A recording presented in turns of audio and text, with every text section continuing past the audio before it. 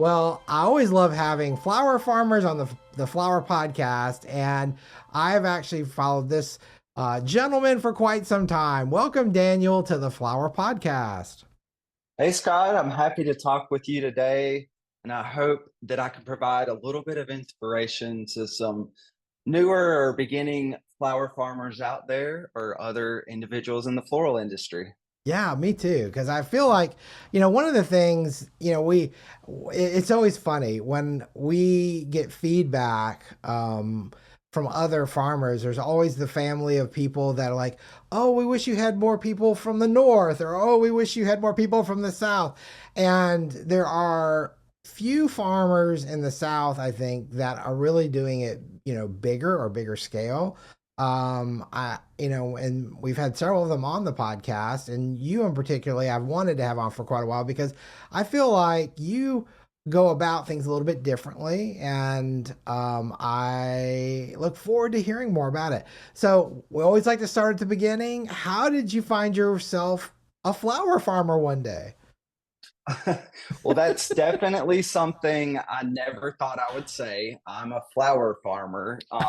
And it even took me a little while to get used to accepting that that was my new profession.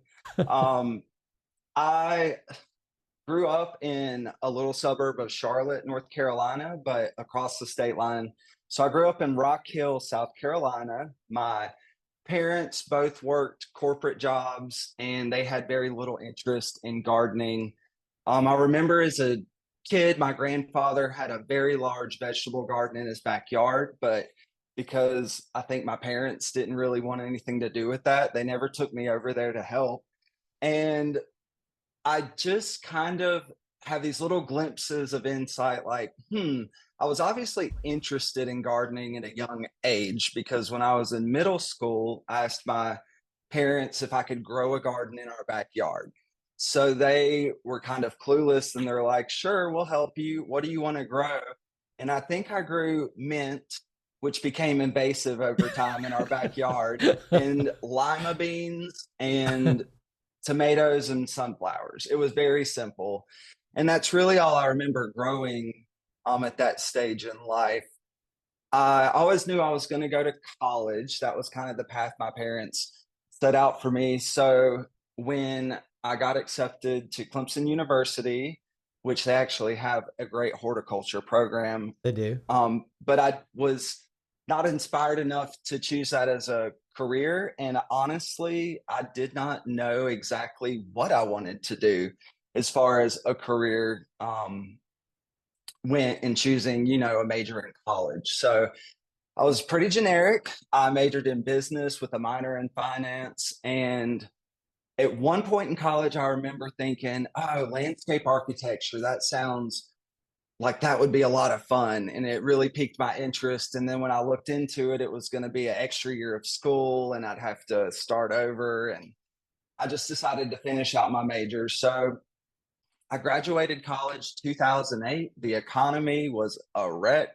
And I think a lot of people that were kind of entering the workforce at that time Yeah. didn't know exactly, or everything was thrown up in the air. So I worked some retail jobs, and around 2008, I met and started dating my current husband.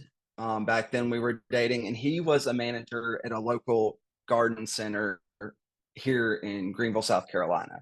And so, by visiting him at work or asking him to bring back plants home from the garden center, it really kind of ignited this love of gardening, love of horticulture.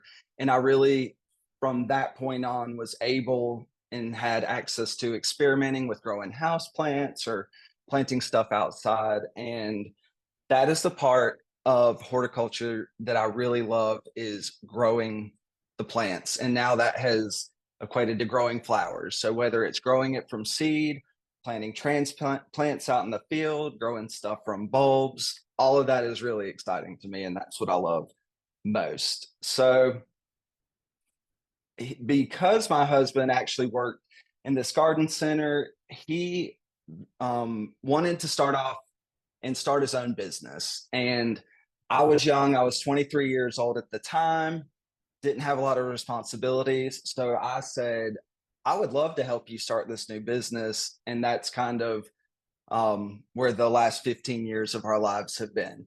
So we started like a plant boutique slash small garden center in Greenville, South Carolina.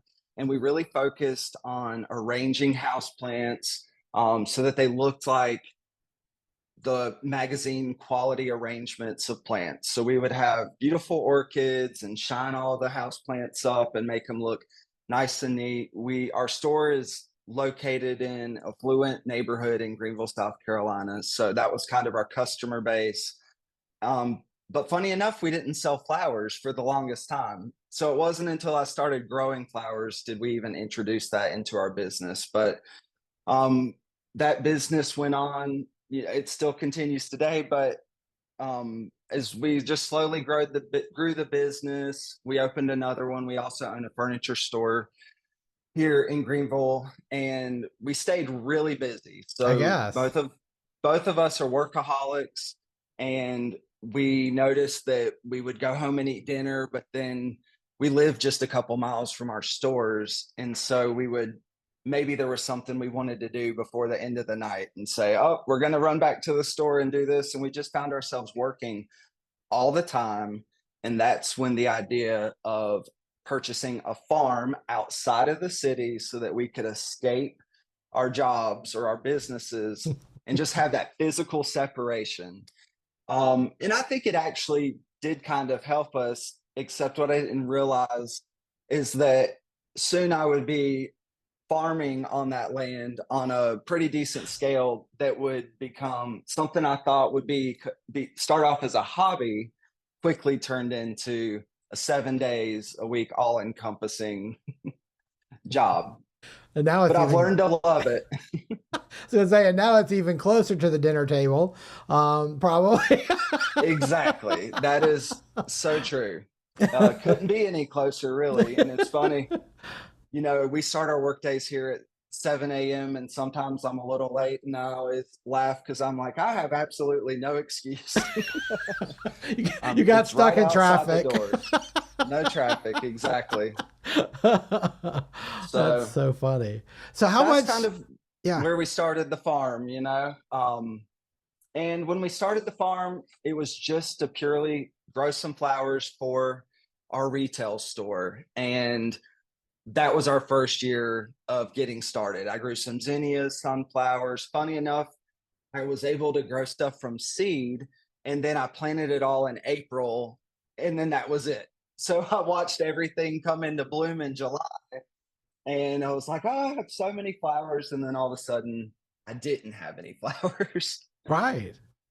But really, with having no knowledge of horticulture really on a professional level, I never did any internships. It was all completely brand new to me.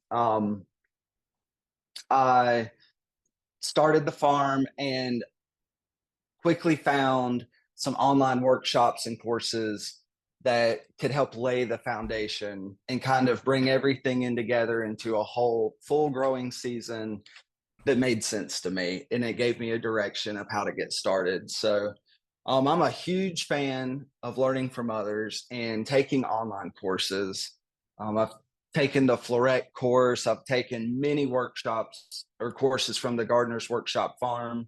And most recently, I took the Tulip Workshop as well. And I know you've had those Emily? girls on your podcast too. Yeah. Yeah. So what did you, I'm kind of curious. Well, we'll get to all that. Yeah, we'll get there. I know. Well, okay. So when did you guys buy the farm? So we bought the farm in 2016. Our farm it was a really neat house. And so my husband, Wesley, really liked that because of our furniture store too. Wes kind of started in horticulture and then throughout the years quickly really appreciated more of the aspect of design. Mm-hmm. And so that translated into home decor and stuff as well. So he was focused on the house and thought it was really neat. And he wanted a farm so that he could have animals. He grew up in the country when he was younger. And I was just along for the ride. I said, this is completely new to me. I grew up in the suburbs, in neighborhoods, and the concept of farming and living on a farm, I had no idea. But the farm was perfectly situated. The driveway comes straight through the center of the property. It's 14 acres. And so there's 8 acres completely separated for me to grow whatever I wanted to out there. And initially, we thought we were going to be growing evergreens and stuff because at our retail shop, we always had a big holiday business and we sold Mhm. wreaths and stuff like that ever since the beginning. And so I was thinking, oh, I can grow some holly and magnolia and all this stuff. It's actually harder. Just growing stuff in general is pretty hard. So I planted all that in the beginning, and we've ended up ripping all that out. So just to make room for more dahlias, but There you go. Yeah, I can understand that. So, uh, so your season in South Carolina, when does it really start? I noticed recently on Instagram because, of course, you mentioned Emily's tulip course, but have you you've been expanding the season? I feel like, and I'm kind of curious how that part of your journey kind of is played out. yeah, so we're located in the upstate of South Carolina. The growing zone is 8A, and that gives us a very long growing season. So I used to say we have flowers out in our field from March through November. Here on our farm, we have built 10 of the Farmer's Friend high tunnels. And so that's allowed us to extend our seasons. If we wanted to grow mums in there, which we don't, but we could grow flowers into November, even after our first few frost dates. And they allow us to have early spring flowers like now in March. We recently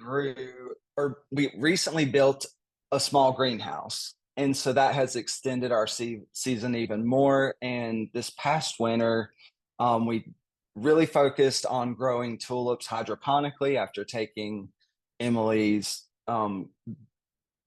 the tulip workshop, that online course. And that kind of gave us the information we needed to get started. And so now I'm kind of thinking we could have flowers from January through November.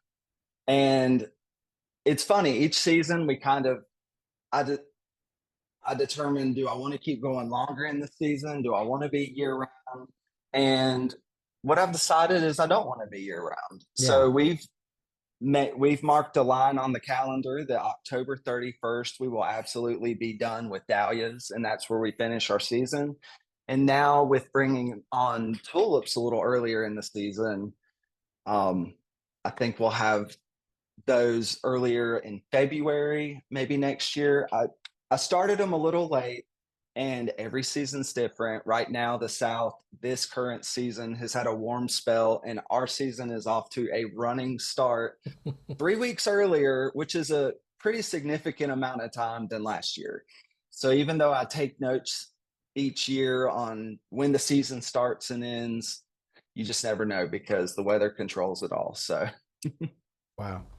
Well, I'm curious. I know when we spoke with Emily, the idea of growing tulips hydroponically, which I know exists, I knew it's a thing, but I hadn't really heard any local farmers doing it. And I think I was so excited to see you doing it, and then I learned more about it from her. And then I wanted to kind of like, how did that go for you being in the South? You know, sometimes I feel like the humidity, or sometimes it is warm, things warm up a little early, then it dips down. Um, did you do that in your greenhouse, or were you doing that in your other houses? so we did. We started growing tulips hydroponically in our greenhouse, which was also new for us completely. The whole Sure. concept of a greenhouse. So So um you had tulips, and you had hydroponic, and you had a greenhouse. Well, at least you yeah, we're kind of got just it all over with at once. You know, you're gonna. that's how we like to do things. Just throw it all, and we're going to learn from whatever happens. But we actually were very successful with the hydroponic tulips, and I'm planning on doing more and growing more tulips that way because I actually prefer it. So in the greenhouse, when it's still cold outside in December, January, February, you're not going to get that warm. It's cloudy a lot of days. The greenhouse just doesn't heat up, or the air is still cool enough outside that when you turn the fans on, you can easily cool your greenhouse Oh, in the sure. winter. But currently, and the last couple weeks, we've been in the 70s. It's just been the air's too warm outside, so inside the greenhouse is getting really warm, and so we've moved the last round of our hydroponic tulips outside. And I guess because we've had mild weather outside at night, is in the temperature's not getting too cold for the tulips. We haven't had any problem in doing that. Wow. Okay. Um, the containers and things like that for growing them hydroponically, like I'm used to seeing them being grown in crates and some other ways, or in raised beds and things. And the crates, of course, the bulbs a lot of times come in crates. How are you doing that hydroponic? Like, what kind of containers are you using to do that? Sure. So we ordered, I think they're called hydroponic brick trays, and it's just an insert that you can actually fit into your standard bulb crate. Oh, And it has pricks all the way up and down, and you literally take your tulip bulb and shove it down kind of on the small thin spike so that it holds the bulb in place. You fill that tray with water, and so the bulbs start to grow their roots down and they have access to the water. But then because the insert is inside of a bulb crate, it has the handles on it and it's yeah. easy to move wherever you need to around the farm. So we're pre-chilling our bulbs in our coolers, and then we're having to move them out to their grow spaces. And it's been pretty efficient. I've never grown tulip bulbs in just a standard bulb crate with potting mix before. And I've seen a lot of people online start doing that as well. And so we trialed that too. And that is no different to me than growing them outside in the field in the ground. The bulbs still have dirt all attached to the roots when we're pulling them out. Um, and the hydroponic is just so nice because Well, it's it's a clean. clean Yeah. process. It's so much more efficient. You're not having to add the input of the expensive potting mix. You're adding water. So Yeah. Yeah. it's been good. So I know that the bulbs supposedly have everything they need in them. You don't have to add any fertilizer or anything to kind We of. did. We learned from the tulip workshop. There's a couple nutrients that you want to Okay. add into the water. And so we did do that just based on their recommendations. Like I said again, I'm a huge fan of online workshops. And usually, if someone tells me how to do it, I'm going to follow that recipe to a T. And we're going to see how it works in our area because it That's is awesome. different. I think the biggest thing I learned is just taking the information from the workshop and applying it to our climate. And in my head going into this, I thought, I don't want to have them too early. Scott, I'm a big fan of having a winter break. The holidays get crazy. We're busy planting in the field all throughout winter anyways. And I love that sales break where I'm not having to plan everything and the marketing and the sales aspect. So I thought, let's try to aim for the tulips instead of hitting them for Valentine's Day or even January, which is possible. Let's try to push it up so that it just extends our tulip crop another 3 to 4 weeks. And that's what we did. And it would have worked out perfectly, except of our warm spring that we're having, early Yeah. spring. And so I have both the last of the hydroponic in full bloom and what's in the field in full bloom. And our coolers are full right now. I guess they are. Wow, that's amazing. Well, I'm glad you mentioned the adjusting for your climate because I feel like a lot of times when you get information through a workshop or through a book or through whatever wherever you get your information, you have to really adjust for your climate because it's not a one recipe fits all situation, and there's so many nuances and microclimates and things like that that can change things. What have you found? I mean, and you don't have. I mean, I love the fact you don't really know any different. You've everything you've done has always been in the South. any things that I'm curious, like if I had to learn to adapt or change, or with your situation, you're like, oh wow, this works for me and it's different than what I read, maybe. Sure. There's a couple things that probably apply more specifically to growing in my specific climate here in South Carolina. Right. So here we have four distinct seasons. I feel like if you go really far north, you're not going to have that hot of a summer. Your summer is just going to be mild, kind of continuing from spring and through summer into fall. Whereas we have winter, we have spring, summer, it's just blazing hot. It can be 95 degrees for months at a time. And then you cool back off into fall. So, what I have found in this climate is I really have to have a production schedule that is ever changing and lined up. And I'll give you an example. So last week we have a grow room. We use soil block trays. One of my cats got in the room and decided to sleep and whatever. It completely ruined a whole shelf of snapdragons that we were growing from seed. So a lot of people throughout the country right now may think, oh, it's still mild and cool. I can still just Right. resow those. It won't be any problem. But I know from experience here is that we are going to switch from the mild temps of spring into hot summer, and it happens really quick. So for me, it's too late.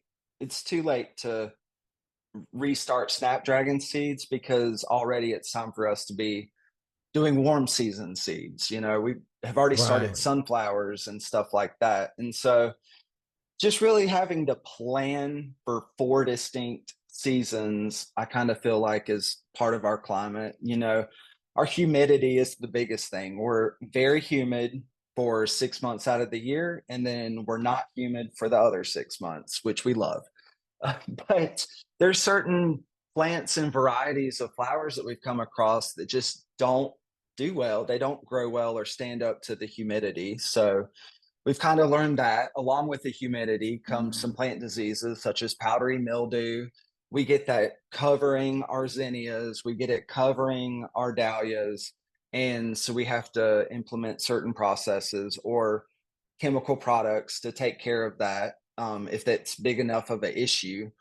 I kind of combat powdery mildew. I'll just give you our tips here in two different ways. So for zinnias, I actually plant them very close together, which is a recipe for disaster at some point with Sure. powdery mildew. But to me, it just helps bring on a nice fresh flush of zinnias really quick. I have a high volume of them in a small area. And I've learned that they're going to get powdery mildew no matter what I do. And That's so true. the way that we combat that is that we just plant successions. So we'll plant a bed of zinnias every 3 weeks or somewhere around that. And so once one crop starts to go down, we mow it down and we have a fresh one. The dahlias are a little bit different because they have a longer growing season where we plant them in the spring and they're just still blooming all the way into the fall. I can't just mow down my dahlia field and replant it in succession on that way.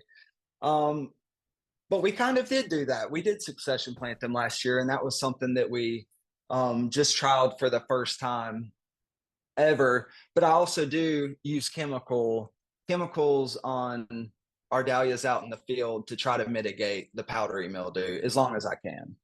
So Mhm. throughout the summer, we'll go through and we like Zero Tall. It's a organic um, chemical spray that it's like a hydrogen peroxide based chemical. We can spray it on the plants and it helps take care of powdery mildew pretty well. But we also go through and we cut the plants back. And this is for our dahlia crops. We cut them back pretty close to the ground in July so that they can completely regrow and put out fresh new foliage. And then we have beautiful blooms in the fall.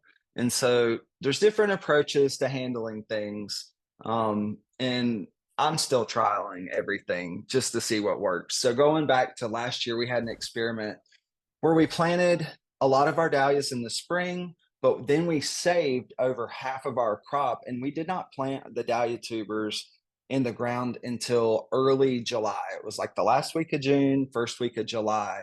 And that was by far the latest we had ever planted dahlia tubers in the ground. And Scott, I have to just shout it from the mountaintops that those were the best dahlias I've ever grown in my entire life. The pest pressure, the disease pressure was almost non-existent.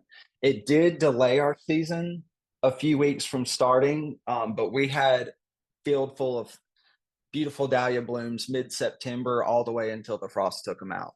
So I'm gonna use that information that I learned last year and definitely apply it again this year.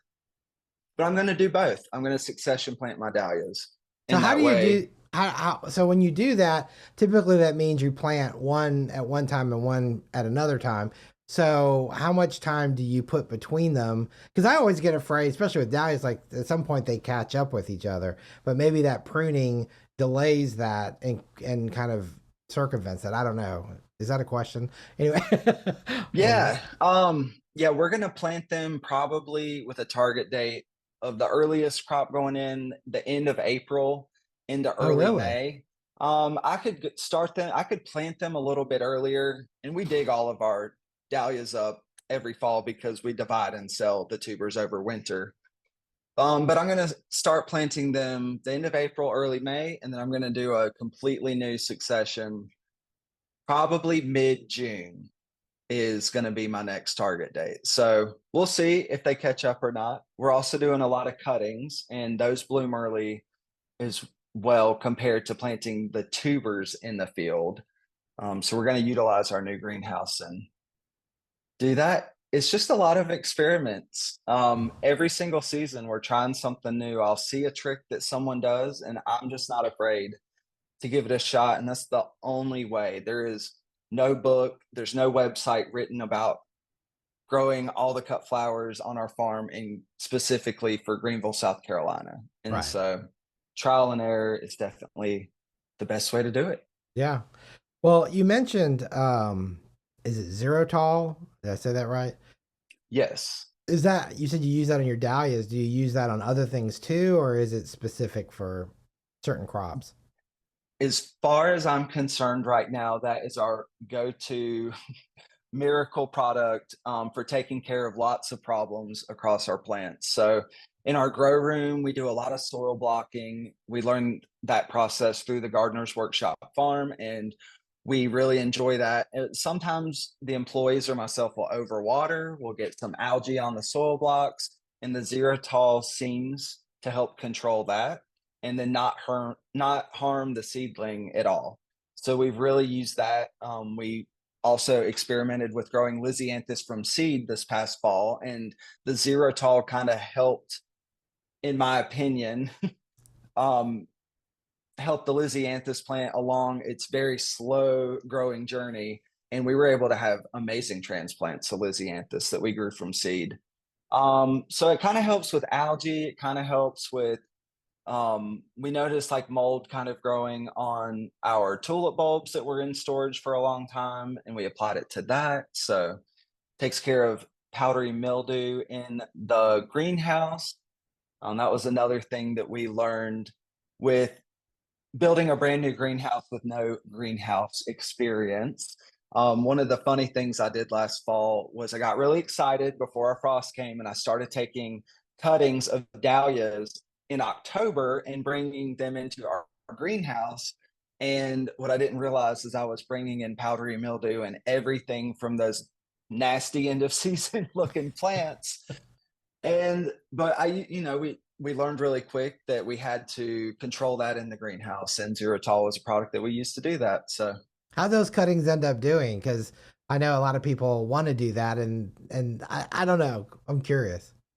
I probably am not going to start them and hold them in the greenhouse for that long of a period again. I have some cuttings that are doing fine. We have thousands of cuttings because we've been taking them all winter. The ones from October specifically look very tired. And I did ask another grower friend of mine, And he was thinking that maybe the water in our well we need to test. It looked Mm. more to him like a pH balance. Another thing with us having a new greenhouse, and it's just one thing after another. You're just continuously learning and trying to fine tune everything. So currently I have a guy that's working on installing water into from our well to the greenhouse, and then we're going to add a filtration system on it and try to figure out all the pH of the water and everything. So lots of fun. Lots of fun for sure. Well, I have watched you over the past few years, and one of the things I've noticed is shipping flowers. Like, I mean, I know that a lot of farmers during the pandemic have tried to find ways to supplement their income because things were kind of crazy and up in the air.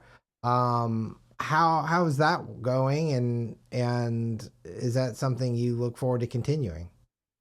Yes. So 2020, that season was very interesting, of course, for many reasons, but that was the year that we had really set ourselves up for a huge spring. So we had built multiple high tunnels that winter. We had ordered in quadruple the amount of ranunculus corms and anemone corms, and we had the expensive butterfly ranunculus corms. We had the most money invested in bulbs and corms heading into that season that I was kind of on the line. Like, if things didn't work out, that was going to be really hard for us to get through.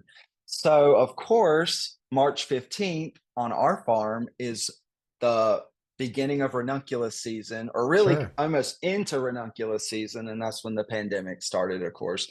So I just remember everything shutting down, and we had coolers full of ranunculus.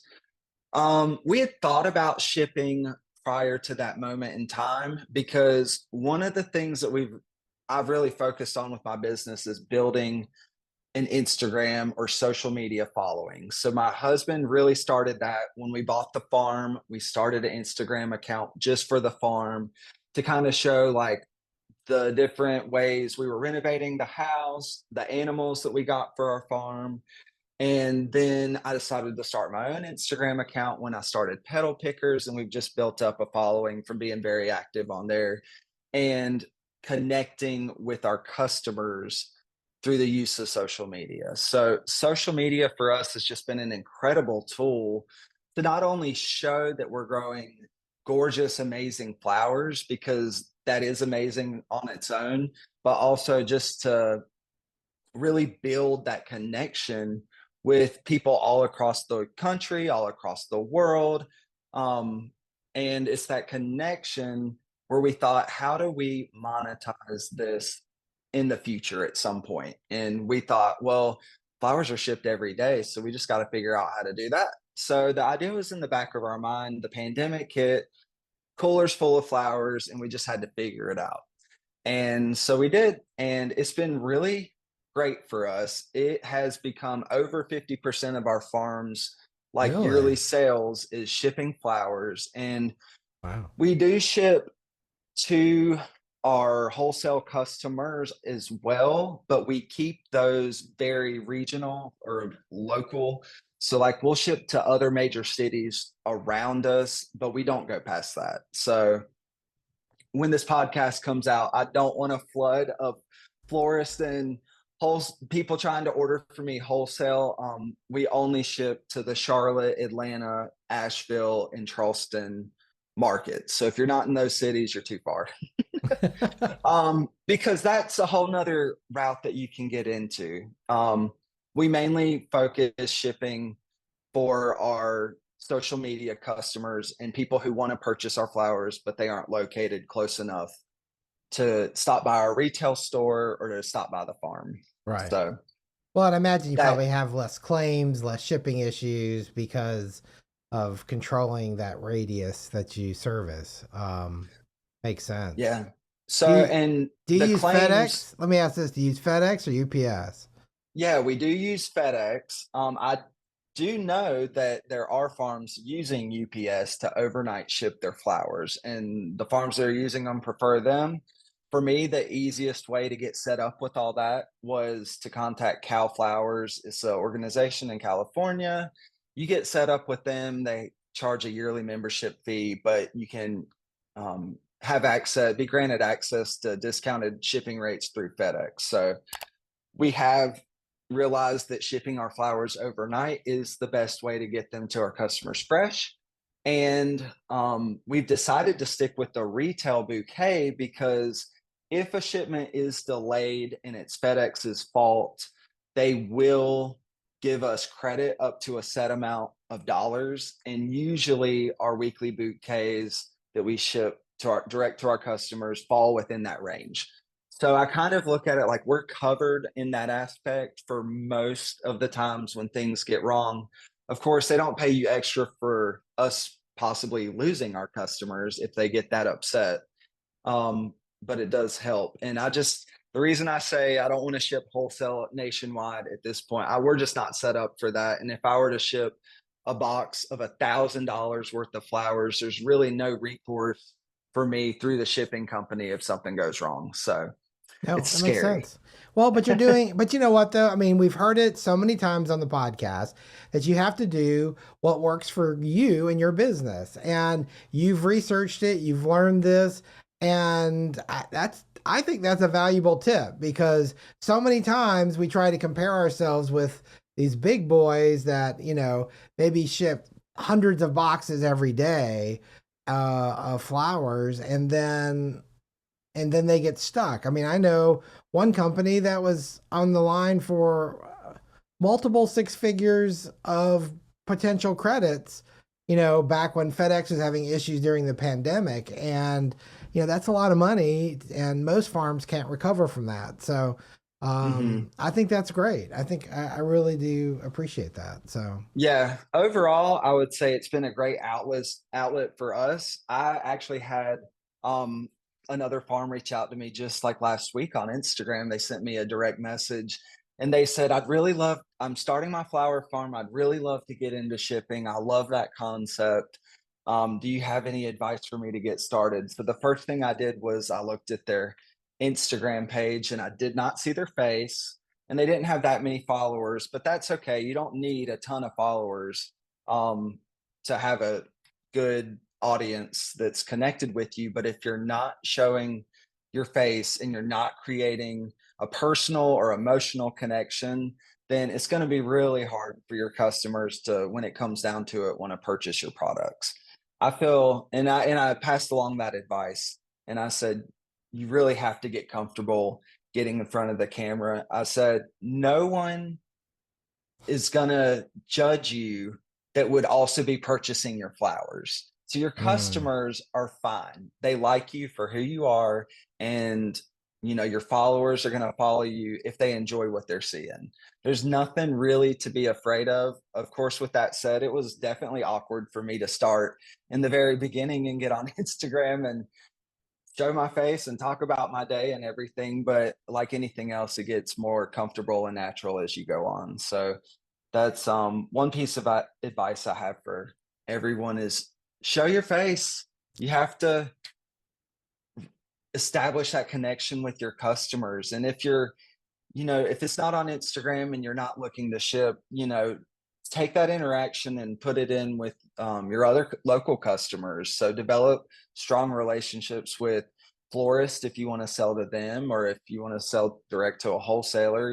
It's all about relationships and really feeling good about selling your products. And yeah. that's my tip. Well, I appreciate that because so many times people think, well, I can't do that, or he makes it look so easy, but everybody has a rough start, I think, and everybody, it's so funny. I'll share this because sometimes, I mean, I have a hard time as well, but yet I just do it because we have to do it, right? And the funny thing is people don't know this, but when I worked in Atlanta at the wholesaler there, we did a weekly video. And there's probably 400 videos that I did, and it was like nobody knows about them till now. So I'm not going to say where they are, but I'm just going to say, I had a lot of opportunity to mess up, to have fun, just to practice with it, and it gets easier, like you said, the more you do it, and it's just You know, you just gotta. And I love that other thing you said. The people that aren't your customers aren't going to think anything bad. They're not going to judge you for it. And that's so true. And the haters are going to hate, right? I mean, that's just that's That's just true. that's just what they And do. we're all gonna head over to YouTube, Scott, and look up Cut Flower Atlanta, and we're gonna Oh, find your thanks. videos. Thanks for that. Thanks for sharing that, Daniel. I appreciate that. You know, Anyway, it's funny. I didn't meet you, Scott, until this summer. We went to the ASCFG conference in yeah, Boston, and I think that's the first time I've met you in person. But it's funny because you were in Atlanta. I know some of the florists that I sell to here in Greenville now used to come and buy product direct from you there, and I'm sure you know most of them. that's funny. Um, It's but true. it wasn't until we met in person in Boston this summer. So that's another organization that I really believe in is the Yes. Association of Specialty Cut Flowers. We've talked about it on the podcast, or you have on your podcast so many times. But it's just so important for as a grower to be able to go visit other farms and talk with your peers. And for me, when I was learning, they just have such an immersive resource online full of videos of growers at past conferences. And I tell everyone, especially all the local growers around me, that you have to sign up for that. You need to be part of an organization if you want to grow flowers professionally. And this is the best one that I found. So, Yeah, I appreciate you sharing that, and I agree. I feel like there's such a level of camaraderie and I don't know, especially from people that have been in it a long time, sharing with the new people, and I don't know, I just there's so many benefits to it. I appreciate you saying that. I also you kind of just opened a door for me, and I recently noticed on Instagram that you're part of a group of local farmers that you guys get together, and that's something I don't hear. I mean, when there's collectives or co-ops or things like that, you hear of those kinds of situations, but just growers getting together, um you know, I'm kind of curious to hear more about that because I feel like we would all benefit so much from that collaboration, and I'm kind of curious how did that start and how does that work for you guys? so let's see. It started, well, first of all, I joined our local group and we are called the SC Upstate Flowers. And it's just a group of local flower growers. So when I started and joined that group 6 years ago, I think I was member number 9. And now we have over 30 members who are all growing cut flowers in our That's little cool. segment of the world, the upstate of South Carolina. And so that covers about a third of our state. And basically we work together and we get together for meetings about every other month or so, and sometimes it's on Zoom, sometimes it's in person, and it's always nice when it's in person, but that's where we get to network with each other. We discuss pricing, which I think is such a resource for us to do. Not that we want to control the pricing of our market, but it helps us to all get along and to have a good understanding of what our products are selling at for their market value, and just that we're not completely undercutting each other. I'm very proud of our group. We work very well together and we get along, and that is just amazing. And I'm not just saying that. I look at other groups of flower farmers across the country, and I know there's issues and there's stuff going on. And for whatever reason, we're just fortunate to all come together. And it really helps us to promote ourselves like across the community.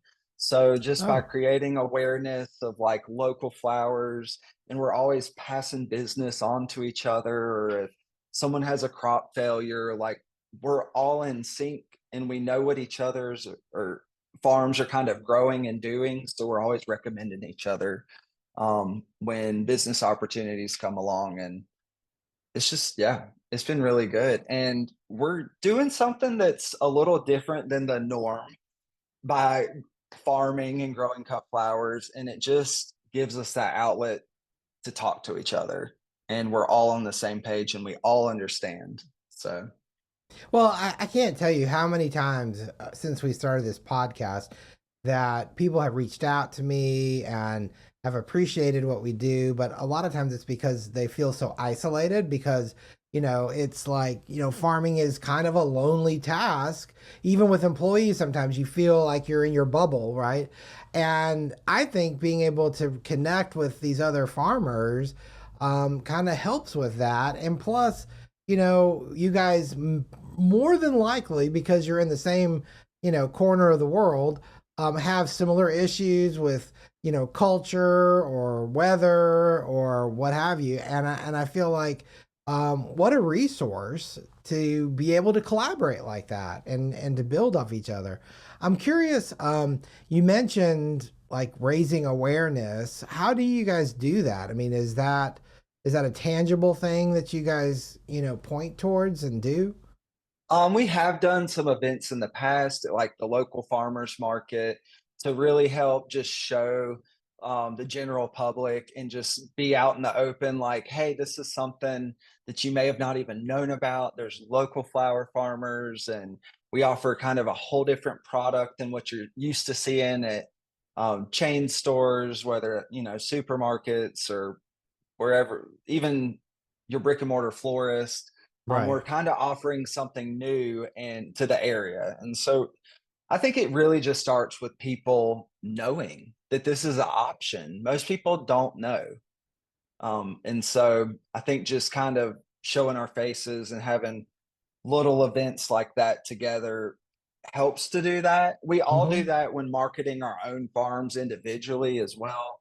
But coming together as a group can kind of be fun a lot of times. We haven't, because of the pandemic, we haven't done specific outreach in a couple years, but and we did flower throwdowns, and we would get like before the pandemic, the group got local florists all together and had competitions, and so it was a lot of fun and kind of brought the community together like that. But also with having this group of people, although we're not collectively selling as in a formal co-op right now, we're establishing the relationships and the trust with each other as farmers in the same area. And I think it is just a matter of time before the opportunity arises to collectively sell.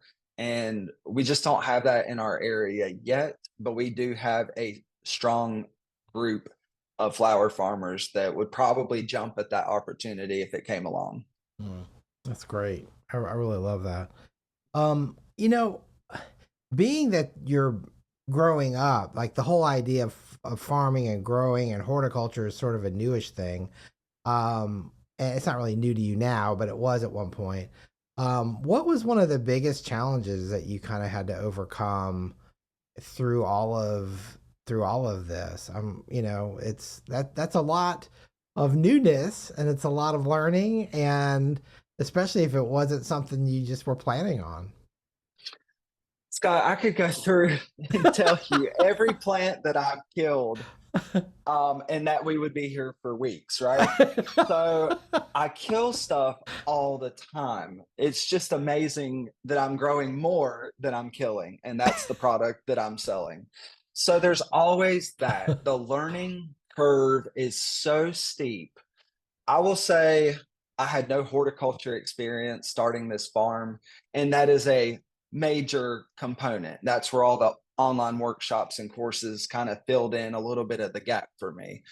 What I did have was I did have experience starting a business. I had experience marketing our business. I had experience hiring employees, and that's the whole other half, right? So I Right. had half of it that some of the farmers that have gone through horticulture school and college and they have that foundation, they may not be good with the other half. And Right. so I'm kind of different, and a lot of times I feel different than other farmers because I'm coming from a different background, but I still was able to put the other half together and then make a successful business out of it. So I hope that can inspire people who, don't have that piece of the puzzle about the knowledge of growing flowers and everything, and they can still come to the table and help provide for the community and help be a successful farm and business. So there's so many outlets that you can really take this profession, right? So like I know, for instance, I want nothing to do with weddings. I don't want anything to do with that. I don't want to talk to brides. I don't want to talk to their mothers or mother-in-laws, and like that is so hands off for me. I really enjoy um, being a production farm, and I know that in my area or locality that I have the capacity to produce larger quantities of flowers. And I feel like I've really found my customer base, as in they're needing larger customers of set amount of products. So along with that, I've tried to keep some of my offerings as simple as possible. Instead of trying to grow everything like I did the first few years, I've started to narrow it down. And that's one of the reasons I went to the conference in Boston, was to check out Five Fork Farms. And I already knew that's where the direction I wanted to go, but I just wanted to see it in person. And so that was really inspirational and educational for me to go visit that specific farm and attend that meeting. Okay, so I got off course a little bit, but as far as being discouraged, Scott, the whole shipping thing was really new for us as well. And I told you, like, that was our solution in 2020, and that's really become a big part of our business. But 2021 for me was not so pretty. And I think a lot of people can just relate to the feeling overwhelmed. Um, the Easter holiday of 2021, there was a glitch in the FedEx computer system, and we had split all of our shipments up for that holiday week so that they all arrive for Easter and everyone's happy. We had split it into 2 shipping days because it was just such a high volume for our farm.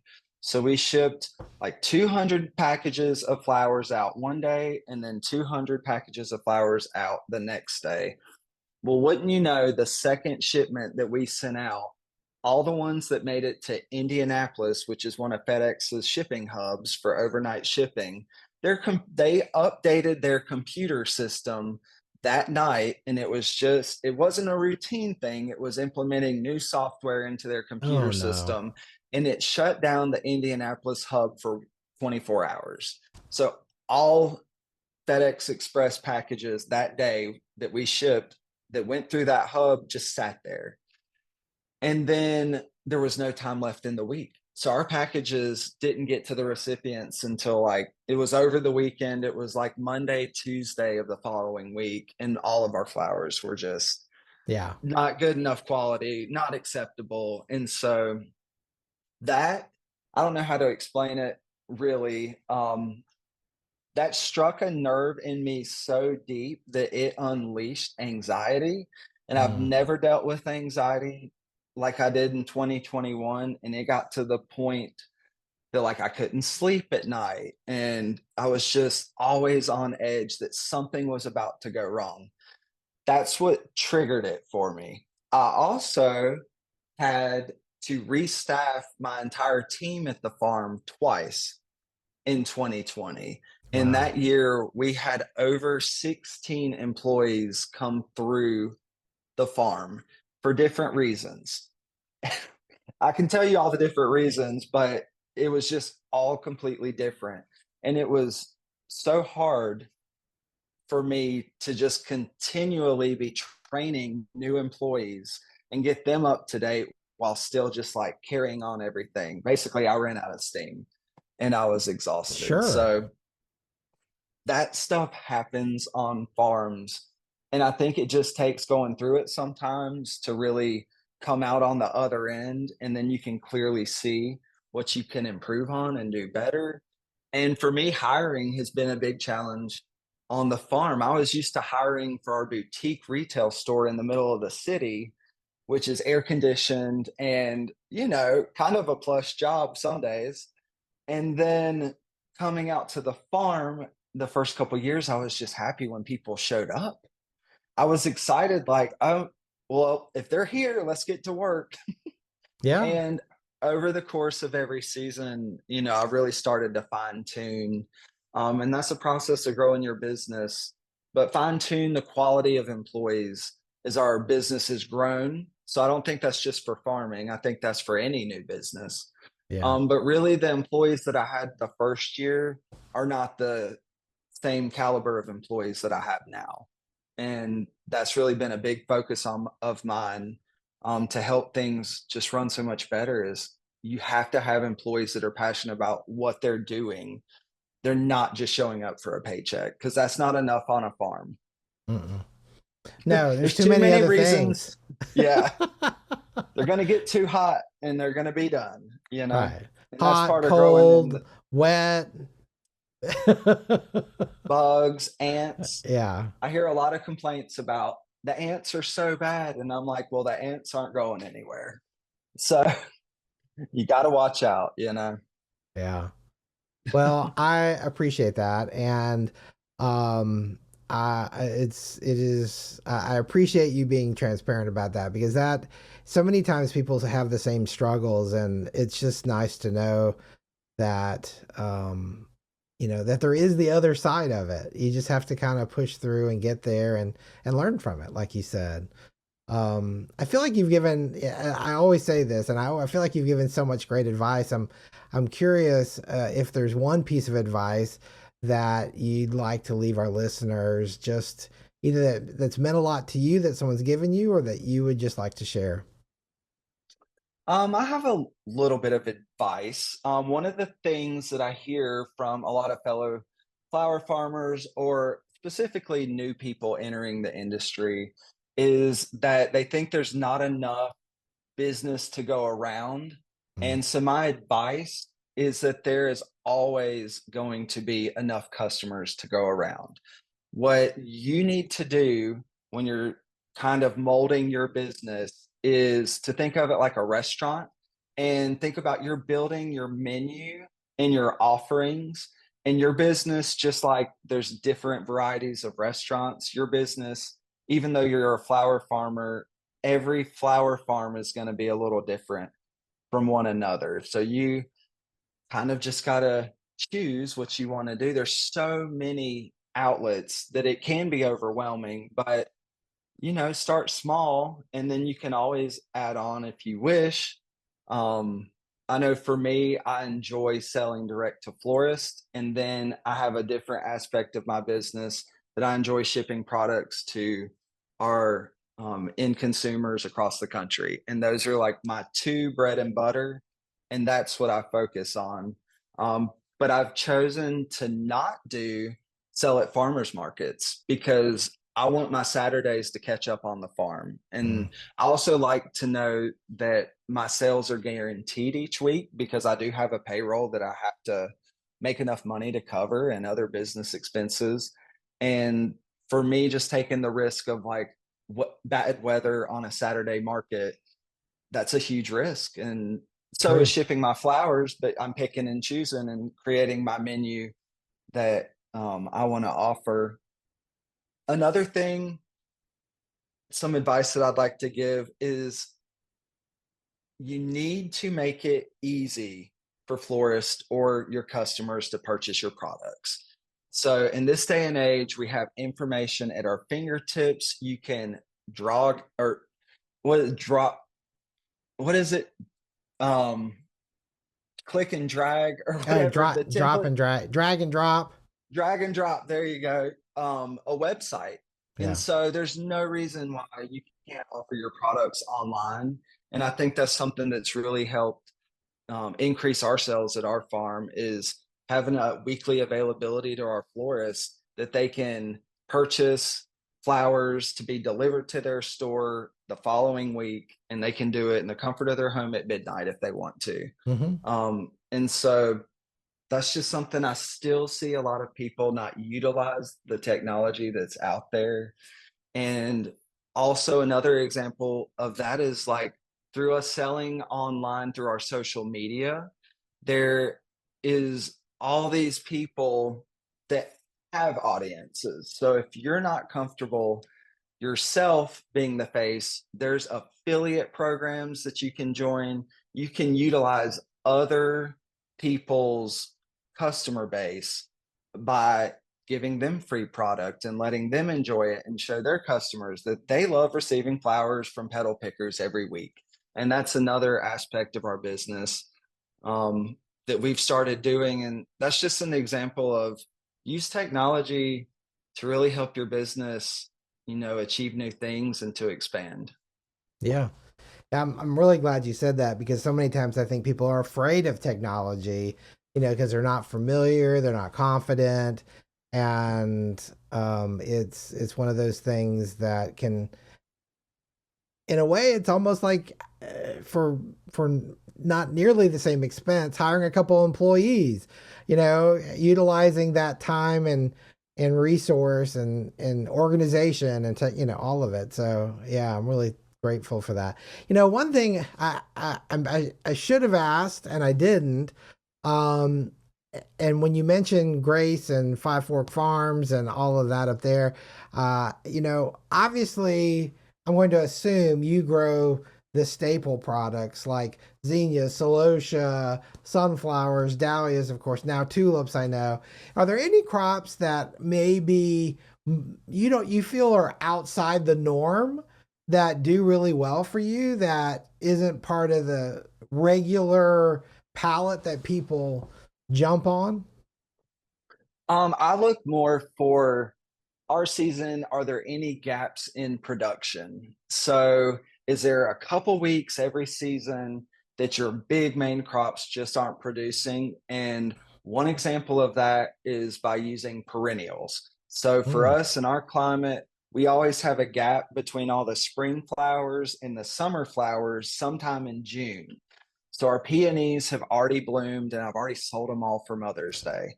And then June comes along and our zinnias still aren't blooming yet. And I'm like, what am I going to sell? So I've really relied heavily in the past on using our perennials to kind of fill that gap.